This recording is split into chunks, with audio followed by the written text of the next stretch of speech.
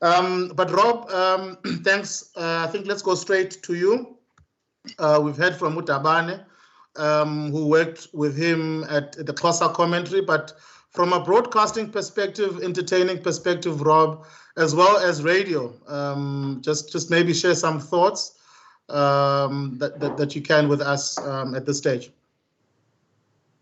Thank you so much. And today, and it's such a great initiative that you've put together to literally spearhead a remembrance of our dear brother, and special mention as well, obviously, to the family, Kaunda Ntunja. That's it's still very surreal what we all facing right now. On the day, you know, when you have conflict with yourself and you almost arguing with yourself that, no, listen, don't come and tell me what you're telling me because it cannot be real.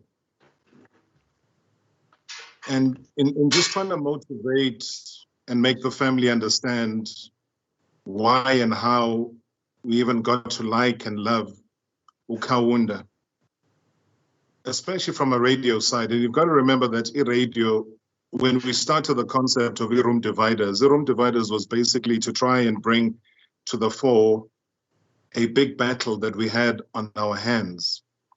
The big battle had to do with transformation. And as a former rugby player and a black player, he knew and he understood why we needed to have a platform again, that we rubber stamp and we make sure that people follow what transformation was all about. As uKaunda kwakuyena ufika kuqala lapha estudio. Ishow iqala ngo-6, by 5:30, even by 5 o'clock usefikile at reception, waiting to go on air. I think a lot of the time he was a bit nervous in the beginning because we were platforming Nkulu, and it was also a platform that he hadn't quite understood. But one thing I will always respect about Kaunda was his ability to always ask, his ability to double check, his ability to ensure Uguti, whatever he was about to do was the right thing. He didn't want to trample on people's toes and feelings. He wanted to do what he thought was right for rugby, but more especially for black rugby. And the journey of the room dividers was such that you've got to understand that when you're trying to tell a story of black rugby in a space where black rugby has been put aside, it is difficult. Even people in government, people who were in the ministry, wanted the show to be taken off air. But I always had to console the guys to say, don't give up, because the people that listen to the show every day, they value your input.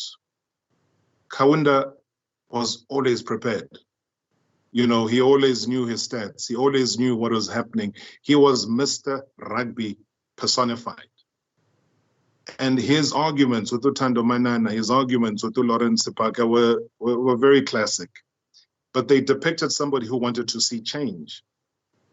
And remember at the time, in fighting in Uhulmeni around the transformation, there was resistance, man. You know, when you go into a World Cup, you don't want to have that many black people playing. So what are these guys talking about? So abantu abaphethe nerugby nabo, they had a problem with the show and they would complain. So we were the naughty boys of the airwaves, basically. But maybe what I'll say now has not been said before, but none of the members of the room dividers ever got paid a cent for the work that they did. Not even 1 cent. When one tried to fight for that, it was always rejected. I even tried to plead to know, these guys are here, but doing Imalga petrol, what to do? It never happened. But deep down in their hearts, the main thing was about the fight for the black child to play rugby and to play it in a society that recognizes their talent. So you go on a national platform, Mahala, every single Tuesday, you're arriving there, and you know, come end of the month, there is no salary that you're going to be deriving from that particular job that you're doing. But I think Kaunda got a salary when all of those black players in that Rugby World Cup final stepped up. That first 15, when they ran onto the field, that was his salary for the hard work that he had done in ensuring that transformation becomes a major part of it. I mean, I remember how his face lit up when the picture that he used, we profile on Twitter and also on WhatsApp, of him being in studio and also him being on TV. At the time, I was so famous, you know. Then they used to pre-record the show. It's how you're live on TV and you're live on radio. Hey, not too many people can do this thing. And somehow I think it's John Jagger says Tombe in the minute that he came onto the screen. And I showed it to him and you could just see his face light up. And he was like, I know, and I think he endeared himself to that. And if there was one gift that one could have given him was just knowing the difference that he made for all of these great soldiers, Abaye Japan, World Cup, Babuya Nendebe, was that soldier who was not liked at the broadcaster, was not liked at government level, was not liked at rugby leadership level, was part of a major charge to ensure rugby got the recognition. And even away from just the rugby, I mentioned it on the show on the day that he passed, towards the end of last year. And the power of God at times is so great that sometimes you don't understand, because one of his bucket lists was to go to Old Trafford. He loved his Manchester United. And he managed. I tried to help him get tickets. I was like, hey, Kaunda, this is going to be a difficult job for me, but I will try the best I can. True Kaunda style, he keeps quiet. Next thing, guess what? Saying UK, I've just arrived. And he sent me photos of himself and he was so happy. But then, you know, God knows best. He fulfilled one of the bucket list issues that he wanted to do in his life. Got to watch his favorite team play. And it was just as early as late last year. But God knew that that was the only one chance that he had to fulfill that opportunity. He was a brother. He's somebody that transformed. isiXhosa, commentary was something we all wanted to listen to. The creativity, the ability to get to a pay TV, and all you wanted to do was change the language whenever you watched rugby, says something about the legacy that he does leave behind. And I do hope and pray that his colleagues, who I know are heartbroken right now, are able to take this fight and carry on with it. But Kubege was entertainer. Well, that is what Kaunda wanted to do. He was an entertainer. He made us laugh. He made us cry. Whatever the emotion was, commentator now, we my feelings and my emotions in the same breath, and that had never been done before, because they always said you had to be seen to be neutral. But Kaunda bore his heart into that rugby commentary. And that's what we loved about it, because it was different, it was unique, and he loved his country. And umndeni wonke nje siyasho ukuthi hayi silahlekelwe kakhulu. Nami as umuntu ade ngimazi uKaunda, who never ever stopped wanting to learn about broadcasting. I hadn't, but I am also honored to have known him.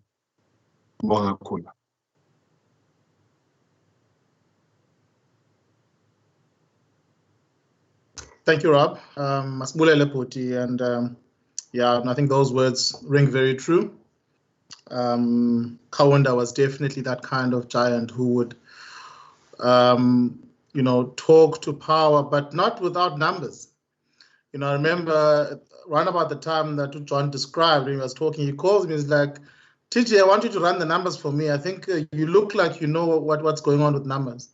And he actually shared with me, he broke down the subscription numbers, and he says, you know, DSTV has this audience, but they don't watch rugby. I think TG 5 years, man, they must watch rugby. And I don't know what his final proposal looked like, but definitely I can imagine it wasn't about a conversation to say, no, you guys, you know, should give back. It's a conversation about let's make money. And he really believed in the product. He believed in the impact of the product.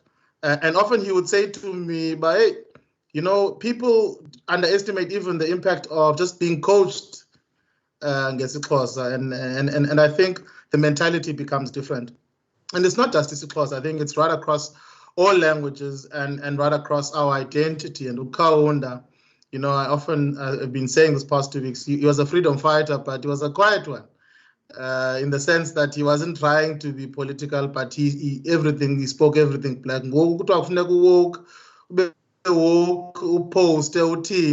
But the man lived it, and I think that tribute is very special. Thank you, Rob, and thanks for making the time. I know you've just come off air, and I also know that we didn't connect earlier to pre-test, so this was just going in blind. No, I know, but it worked. I'm glad it did. I mean, yeah, like I say that it's a very special moment, and I know that go through, and it's nice that we can try and shape and give a sense of the struggles that Kaunda had. It will make really treasure this. Siyabonga Putina. Thanks. All right.